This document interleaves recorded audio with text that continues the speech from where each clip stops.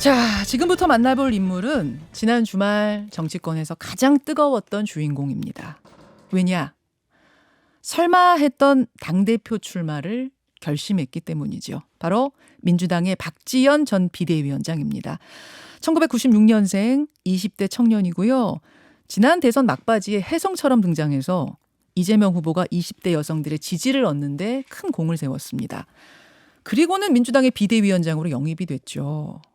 하지만 혁신을 외치며 그가 주장했던 팬덤 정치와 내로남불 타파, 당의 성문제 근절, 586 퇴진 등등등은 당내 거센 비판에 부딪혔고 결국 지방선거 후에 직에서 물러났습니다. 그 후로 좀처럼 모습을 드러내지 않던 박지원 전 위원장이 지난 토요일 전당대회 출사표를 던진 겁니다. 자, 지금부터 박지원 전 비대위원장 직접 만나보지요. 어서 오십시오. 안녕하세요. 반갑습니다. 지방선거 끝난 바로 다음 날 사퇴하셨잖아요. 네, 맞습니다. 그렇죠. 그러니까 이제 한 달쯤 됐네요. 그쵸. 이제 어제 딱 한 달이었네요. 아니, 주변하고 접촉도 끊고 연락도 끊고 두문불출하셨다고 제가 들었어요. 제가 좀 푹 쉬었습니다. 그동안 이제 한 3달, 아니 대선 때까지 포함하면 예. 거의 5달 정도를 하루도 온전히 못 쉬어서 네, 푹 쉬는 시간을 좀 가졌습니다. 푹 쉬면서는 무슨 생각들 하셨어요? 그냥 쉬었고요. 이제 아무 생각 안 하려고 좀 노력을 했고 네. 이제 2주 정도 쉬다 보니까 글을 쓰고 싶다는 생각이 들더라고요. 그래서 좀 책을 내보려고 하고 있습니다. 책 준비 중이세요? 무슨 네. 내용 담은 책입니까?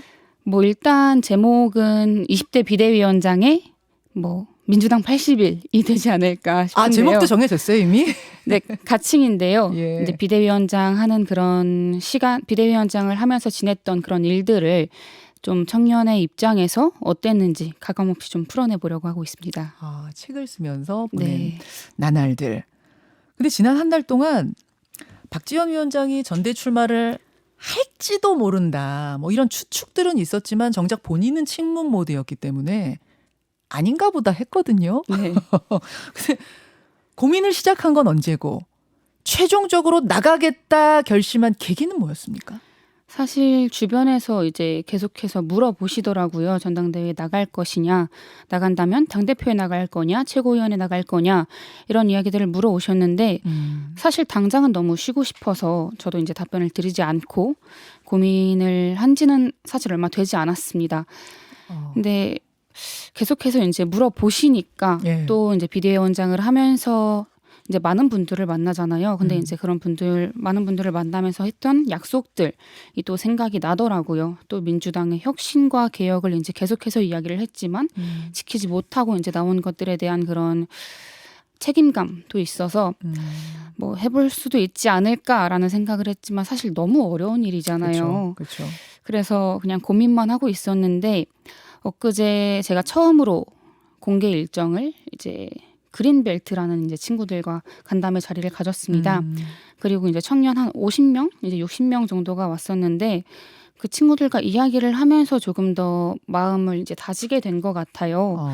그동안 이 정치권에서 청년이라고 하면은 정말 소모품으로 이제 사용되고 버려지는 경우가 많았는데 이제 이분들 청년들 정말 다수가 나갔으면 좋겠다, 전당대회에 출마했으면 좋겠다라고 이제 강력하게 말씀을 하시더라고요. 예. 그러니까 저라도 이 안에서 버텨내는 것을 보여드리면 다른 청년들에게 귀감이 될 수 있겠구나 이렇게 조금 생각을 했고요.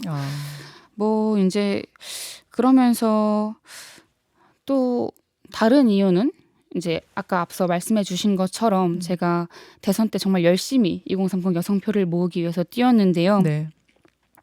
근데 대선 이후 지선을 거치면서 좀 이재명 의원이 달라졌다라고 좀 생각이 들더라고요. 대선 때의 이재명과 지선을 거치면서의 이재명이 달라졌다는 생각이 들었다?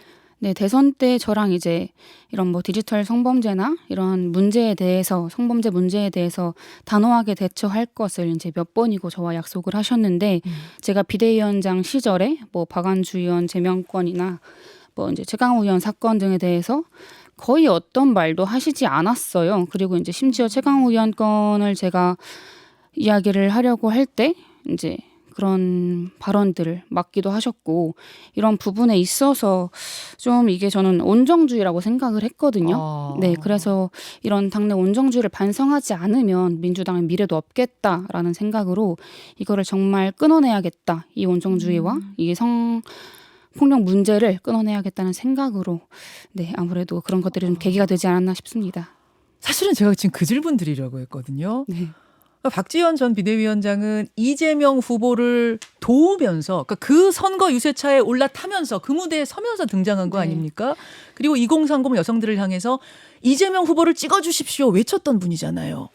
근데 나라를 이끌 지도자로 이분을 뽑아주십시오 외쳤던 분이 지금 이분은 당대표 안 됩니다라고 이야기하는 그때는 맞고 지금은 틀린 이유는 뭔가가 궁금했어요. 근데 그것이 바로 그럼 최강욱 의원 뭐 사태라든지 이걸 대하는 태도를 보면서 그겁니까?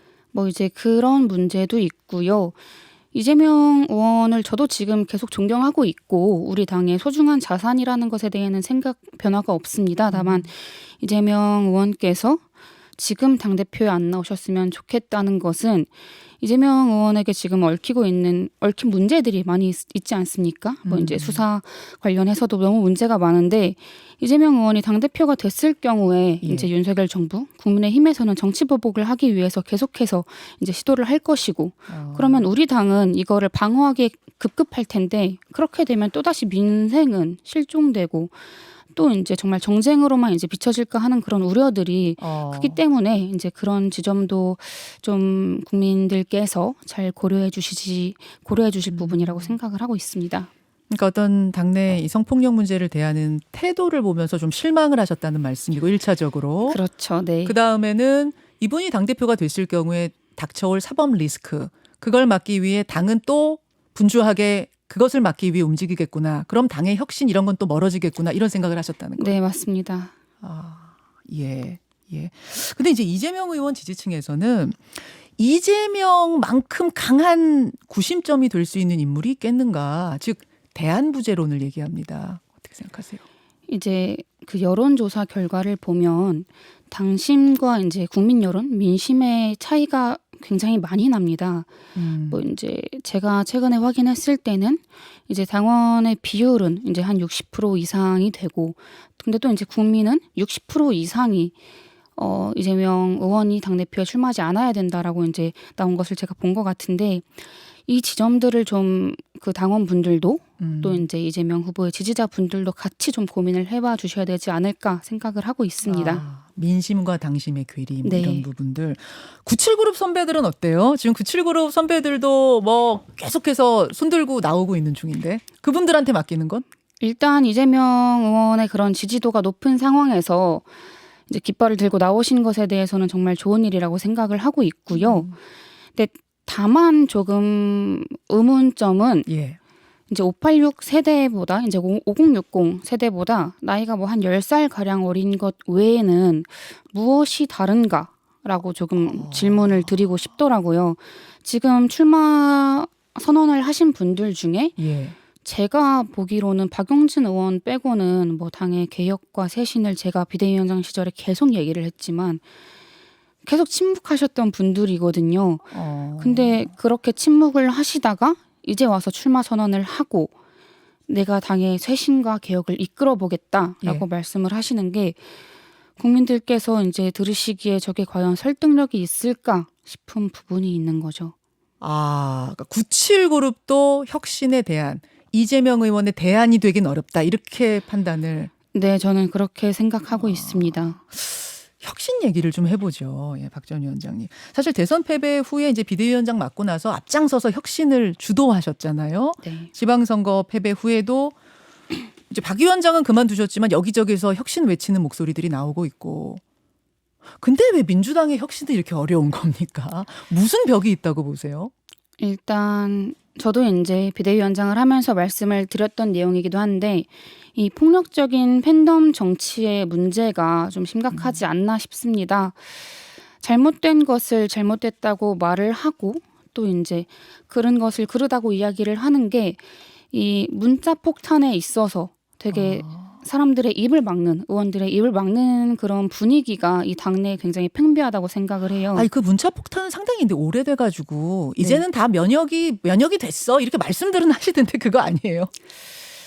글쎄요. 근데 그랬으면 제가 의총장에서 이제 검수완박에 대해서 이제 조금 속도 조절을 해야 되지 않겠냐, 이제 민생을 같이 챙겨야 되지 않겠냐라고 이제 말씀을 드렸을 때 그렇게 힘을 보태주신 의원님들이 안 계셨거든요. 그렇게 발언을 제가 정말 덜덜 떨면서 하고 이제 의총장을 나와서야 여러 의원님들이 전화를 주셨어요. 내가 하고 싶었던 이야기였는데 대신 해줘서 고맙다. 그러니까 잠깐만요. 네. 의총장에서 그때 떠셨어요? 솔직하게 너무 떨렸죠. 너무 떨렸어요. 네, 그 발언을 하는 게 괜찮을까? 이 발언을 했을 때 이제 밀려올 그런 이제 많은 비난들이 이제 걱정이 돼서 그때 제가 이렇게 핸드폰을 들고 발언문을 보면서 있었는데 네. 떨어뜨릴 정도로 핸드폰을 떨어뜨릴 정도로 막 떨었습니다. 근데 그때 거기 앉아 있는 많은 선배들이 하나도 지지를 안 해주시다가 나가고 나니까 정작 잘했다고. 이제 하나도 안 해주시진 않았는데 네. 정말 이제 소수의 분들만 용기를 내서 이렇게 발언을 하시고 이제 나가고 나서야 응원하는 메시지를 주신 분들이 많이 계시죠. 그럴 수밖에 없는 것은 바로 앞에 말씀하셨던 그 팬덤 정치의 폐해가. 두려움, 네. 폐해 이런 것 때문이다. 네. 알겠어요. 근데 이제 검수완박도 그렇지만 이제 그 전에 즉 지방선거 직전에 586 용퇴 또 뭐 팬덤 정치로부터의 결별 이런 것들 다 지적하셨잖아요. 네. 또 당내 성폭력 문제에 대한 강한 대처 이런 거 주문.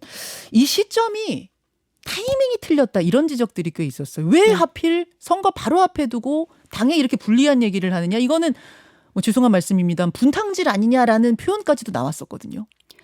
저를 부르실 때 당의 쇄신과 혁신을 해달라라면서 부르셨어요.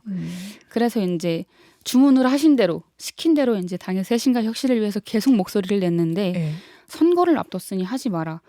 이거는 이런 말씀을 하실 거면 선거 끝나고 부르셨어야죠, 저를. 네. 그리고 이제 그런 앞에 선거라는 그런 정말 선거는 너무 중요하고 이렇게 후보자들 한 명 한 명의 정말 운명이 인생이 걸린 일인 건 맞는데 그렇다고 해서 이런 당내에서 성폭력 문제가 발생했을 때 이거는 선거 이후로 미루자라는 말이 저는 피해자에게는 굉장히 2차 가해라고 생각을 하고 피해자의 그런 안위는 생각하지 않는 일이라고 생각을 해서 우리 당이 잘못을 했으면 이 잘못에 대해서 정말 반성하는 모습을 보여드리고 예. 또 쇄신하는 모습을 보여드리는 게 저는 그 어떤 선거 운동보다 이제 효과적인 선거 운동이라고 생각을 했습니다.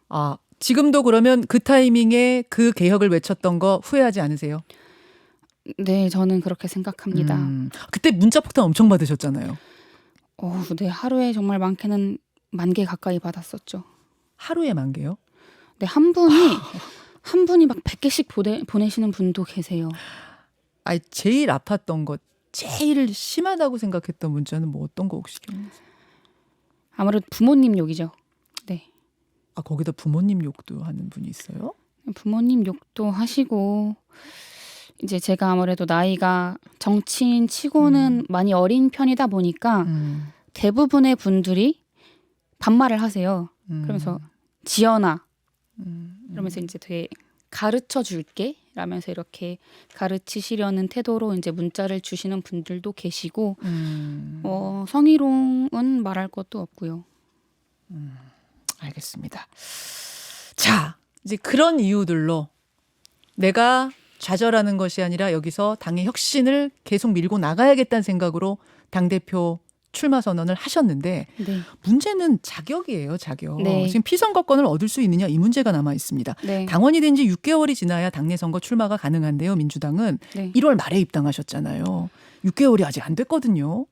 그렇죠. 6개월이 아직 안 됐는데 이제 권리당원 여부에 따라서 이거는 당무위에서 충분히 논의를 해서 결정할 수 있는 사안입니다.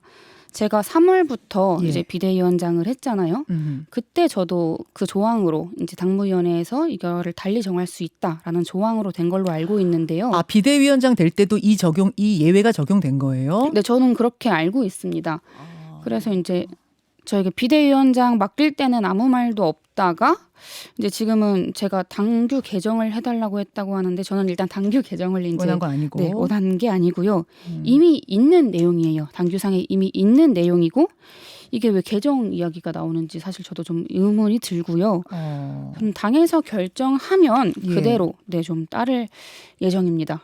비대위원장으로 당이 부를 때 적용했던 그 조항을 이번에도 그대로 적용해 주십시오라는 말씀인 거예요. 계속 이제 그때 적용을 했던 거를 이제 해달라기보다는 예. 이렇게 달리 정할 수 있다는 규정이 있으니까 이번에도 이제 당에서 판단을 해달라라는 말씀인데요.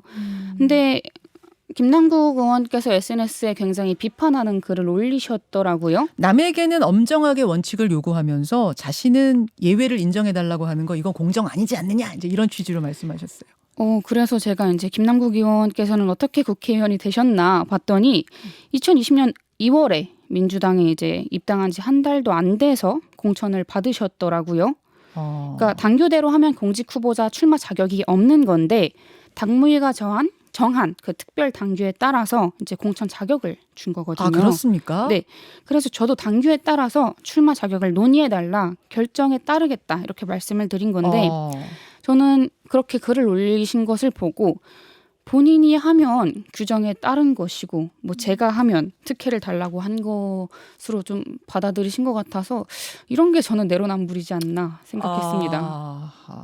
아니, 어떤 분들은 박지현 뒤에 검은 배후가 있는 거 아니냐 이런 의혹을 제기한 분도 어제 있었거든요. 참 이 부분이 좀 안타까웠던 게 여성 청년이 어떤 발언을 하면 뒤에 누군가 배우가 있을 것이다 생각을 하시고 중진 의원들이 그렇게 뭐 말씀을 하시면 배우가 있다라고 말씀 안 하시잖아요. 그래서 이 부분을 네, 이제 많은 분들께서 그런 프레임, 여성과 청년 그리고 이제 정치 신인이라는 프레임에 저를 가둬서 보시는 게 아닌가 하는 안타까운 마음도 있죠. 배후가 있습니까? 배우요. 일단 뭐 많은 분들께서 뭐 딴지일보랑 이동형 TV에서 제 배우가 뭐 이강재 의원이다. 뭐 이재명 뭐 이제 뭐 여기저기서는 이재명 의원이다라는 말씀들을 하시는데 네, 배우는 없고요. 뭐 굳이 배우가 있다면 민주당 좀 제발 좀 바꿔봐라 하는 국민들의 마음이 배우가 아닐까 하는 마음을 가지고 있습니다. 지금 맞춰야 될 시간이 됐는데 한 두 가지 정도 현안 질문을 좀 드리고 싶거든요. 네. 혹시 2부에 한 5분 정도 시간 괜찮으실까요? 스케줄 괜찮으세요? 네, 괜찮습니다. 괜찮으세요? 네. 예, 그러면은 현안 여러분들이 지금 보내주시고 있는 현안 질문 한 5분 정도만 더 가보겠습니다. 김현정의 뉴스쇼 2부 출발합니다. 뭐 문자가 너무 많이 들어와서요. 박지현 전 비대위원장한테 5분 정도만 더 좀 출연을 부탁드렸습니다. 2부로 넘어왔습니다. 아까 달의 노래님이었나요? 청취자 질문. 신입사원이 회장되겠다는 거 아니냐. 이거 뭐라고 답하시겠어요? 지금은 신입사원의 패기와 용기가 필요한 때라고 생각합니다. 신입사원의 네. 패기. 네. 패기가 절실한 회사다 지금 이 회사는. 그럼요. 지금 민주당에는 그런 신입의 용기와 패기가 그 어느 때보다 필요한 시점이라고 생각을 하기 때문에 신입 맞죠. 네. 두 번째 질문. 아까 이 질문도 많이 들어왔어요. 선거 패배에 본인도 책임 있으신 거 아니냐. 지금 선거 패배에 책임 있는 사람 다 물러나라 하는 데에는 박지원 위원장도 들어가는 거 아니냐.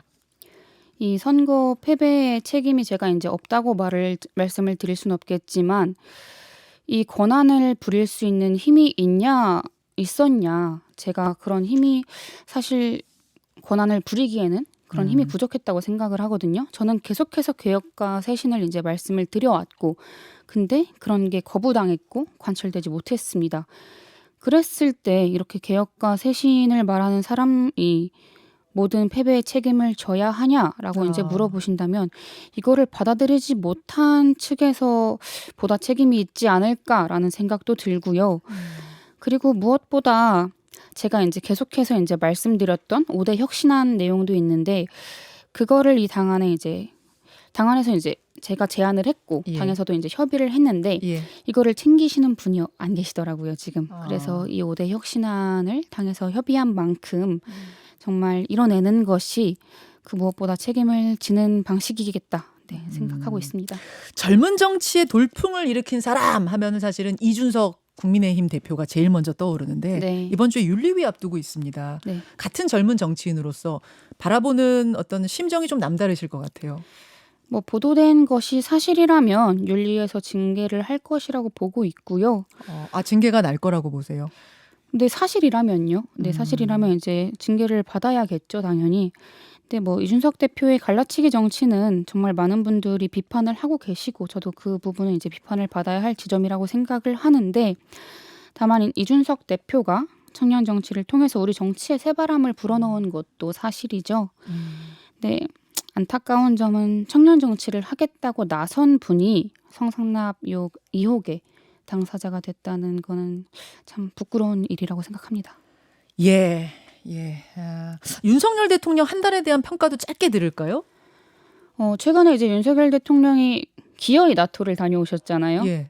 네, 지지율도 이제 데드크로스로 계속 떨어지고 있고, 근데 그런 지점이 저는 윤 대통령이 첫 해외 방문을 이제 중국과 등을 지고 이제 한국 경제를 위기 국면으로 빠뜨리는 그런 좀 국민들께서 보시기에 철부지 같다, 철부지 외교 아니냐라고 이제 생각을 하실 것 같더라고요. 저도 이제 그렇게 생각이 들고 이제 그러면서 이제 우리 국민들도 좀 불안해하시고 되게 민생은 팽개치고 뭐 윤핵관과 이준석 대표와의 그런 권력 싸움 그런 지점들이 아무래도 국민들이 보시기에 불안하시지 않았나 싶은 생각이 듭니다. 한 달 점수를 준다면 A, B, C, D, F까지. 점수요. A, B, C, D, F라고 한다면 D가 되지 않을까요? 이 정도. 네. 그래요. 아니 만약 비대위에서 박지원 전 위원장 출마 자격 없다로 결정 나면 어떡하시려고요? 뭐 결정을 그렇게 하신 거면 결정에 따라야죠. 결정 나면 그대로. 네.